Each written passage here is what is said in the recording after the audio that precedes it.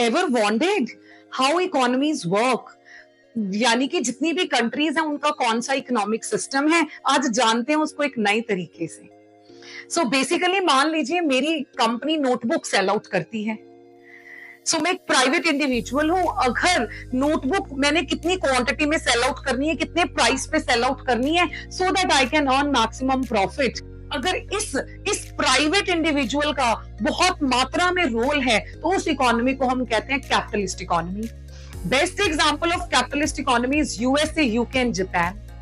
On the other hand, मान लीजिए अगर यही नोटबुक्स गवर्नमेंट सेल आउट करती है एंड गवर्नमेंट डिसाइड करती है कितने प्राइस पे कितनी क्वांटिटी में, माना गवर्नमेंट ही सॉल्व करती है जितनी भी इकोनॉमी में सेंट्रल प्रॉब्लम्स होती हैं, what to produce, how to produce and for whom to produce.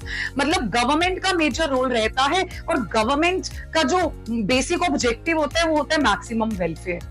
तो सरकारों का जो मेजर रोल है, सरकारें सारा डिसाइड करती हैं, उस इकोनॉमी को कहते हैं सोशलिस्ट इकोनॉमी।